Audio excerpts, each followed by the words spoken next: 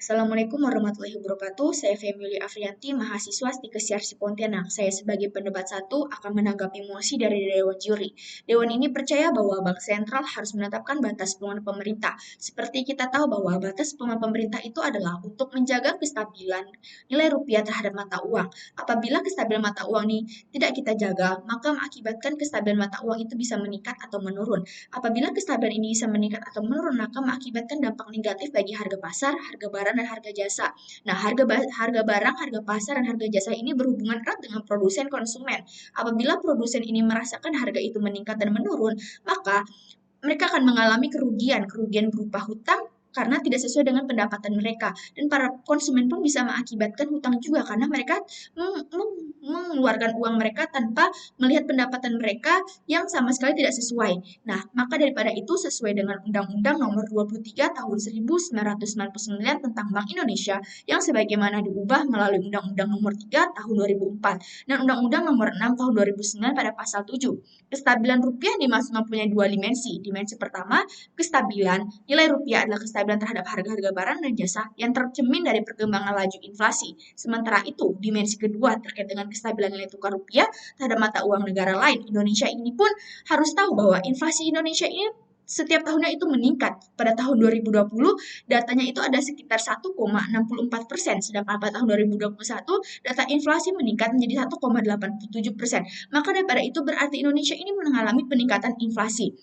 Maka solusinya itu adalah pemerintah harus menetapkan batas maksimal dari jumlah atas defisit APBN. Apabila mereka menetapkan batas maksimal, maka mereka tahu bahwa pengeluaran mereka ini terprioritaskan dan mereka bisa mengetahui batasan-batasan mana saja yang perlu mereka keluarkan untuk melakukan pengeluaran dana. Nah, ada lagi kita ini harus merealisasikan peminjaman daerah untuk saat ini. Apabila kita merealisasikan untuk kepentingan daerah-daerah saat ini, seperti daerah-daerah terpencil dan daerah-daerah di perbatasan, kita harus memprioritaskan dan merealisasikan untuk pembangunan jalan. Nah, apabila ini mereka tekankan atau lebih mereka prioritaskan, maka daerah-daerah saat ini pun bisa merasakan bahwa pengeluaran pemerintah itu sangat berguna sekali untuk kedepannya. Yang kedua itu adalah bahwa kita ini harus mengetahui batasan-batasan yang telah ditetapkan. Seperti keuangan saat ini kita tahu bahwa kita harus mengetahui keuangan kita ini ditetapkan pada jumlah berapa untuk pengeluaran apa. Apabila pemerintah tahu batasan uangnya itu dikeluarkan untuk apa, maka pemerintah bisa tahu untuk ini pasti berfungsi untuk pemerintah selanjutnya dan bagi masyarakat pun bisa tahu tujuan ke depannya. Kemudian kita ini harus tahu untuk cara bagaimana supaya pemulihan ekonomi ke depannya dan masyarakat itu dapat lebih sejahtera. Yang pertama itu kita harus mengutamakan pengalokasian dana belanja kita, di mana pengalokasian belanja kita ini bisa di bagian bidang kesehatan, pendidikan, pelayanan kesehatan, di bagian infrastruktur dan struktur. Apabila kita mengalokasikan belanja kita sesuai dengan apa yang ingin kita alokasikan, maka itu pun bisa menjadi hal yang baik sekali bagi pemerintah dalam mengeluarkan keuangan mereka. Tetapi apabila mereka tidak sesuai dalam mengalokasikan belanja dan dana mereka, maka itu mengakibatkan tanda tanya besar bagi para masyarakat. Kemana uang dari dana-dana pemerintah ini dikeluarkan? Kemudian kita tuh harus mengutamakan untuk pelayanan publik. Maksud di sini adalah kita harus meningkatkan pelayanan publik di bagian sarana, prasarana, dan infrastruktur. Dan lebih memprioritaskan hal-hal yang penting-penting saja. Seperti dalam pembangunan jalan yang lebih baik lagi, pembangunan tol. Tetapi mereka malah memprioritaskan hal yang tidak seharusnya diprioritaskan untuk saat ini seperti pembangunan patung di jalan-jalan seperti yang kita lihat untuk saat ini.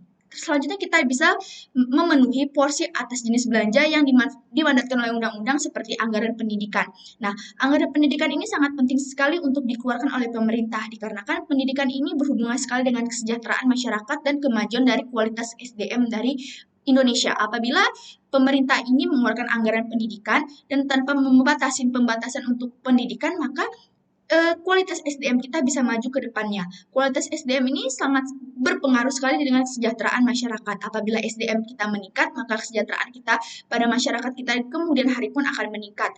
Kemudian selanjutnya kita adalah pemerintah itu wajib melaporkan atas pengeluaran dan melakukan pencatatan dan lebih terbuka kepada masyarakat supaya masyarakat ini tahu bahwa pemerintah ini mengeluarkan barang dan atau dana kepada apa saja, untuk apa saja, dan masyarakat pun bisa tahu dan mereka tidak perlu berpikir bahwa pemerintah ini tidak tidak memprioritaskan atau lebih lebih memprioritaskan hal yang penting-penting. Nah, kemudian selanjutnya itu adalah kita bisa melihat bahwa contoh harga bensin di Papua dan di luar Papua itu berbeda sekali. Nah, maka tujuan kita pada ini adalah supaya kita tahu bahwa harga bensin di Papua dan di luar Papua itu berbeda. Nah, mengapa demikian? Itu dikarenakan pemerintah terlalu memfokuskan kepada di bagian-bagian daerah yang terdekat dengan mereka tanpa mereka memprioritaskan yang di luar Papua. Sedangkan di luar Papua ini pun infrastrukturnya kurang, seperti di jalan dan jalan dan harga-harga barang mereka. Itu pun mereka pun merasakan dampak dari harga pasar yang meningkat. Nah, maka ini pun menjadi PR buat pemerintah untuk mengatur pengeluaran pemerintah mereka di bagian dekat-dekat mereka atau di sekitaran mereka. Nah, di luar dari daerah maju pun mereka harus memprioritaskan kepentingan bagi masyarakat di daerah tersebut. Kemudian juga kita bisa melihat bahwa pemerintah saat ini pun masih kurang mengerti bahwa keperluan kita ini diprioritaskan untuk apa, tetapi mereka lebih mementingkan hal-hal yang tidak penting atau kurang diprioritaskan untuk saat ini. Maksud saya, prioritas yang kita maksud di sini adalah seperti di pelayanan kesehatan, sarana, prasarana yang bisa bermanfaat bagi masyarakat Indonesia tentunya di suatu saat nanti. Kemudian kita bisa melihat bahwa pendapatan kita ini melampaui target. Maksud di sini adalah mereka merealisasikan tidak sesuai dengan ekspektasi untuk saat ini. Jika pendapatan mereka ini tidak sesuai dengan pengeluaran mereka, maka mengakibatkan hutang dan bank pun akan merasakan efek negatif dari pengeluaran ini. Kemudian itu adalah efisiensi belanja yang tidak sesuai dengan tidak melakukan penghematan dalam melakukan pembelanjaan bagi negara. Baiklah, sekian dari saya, Femi Afriyanti, dari Stikes CRC Pontianak. Wassalamualaikum warahmatullahi wabarakatuh.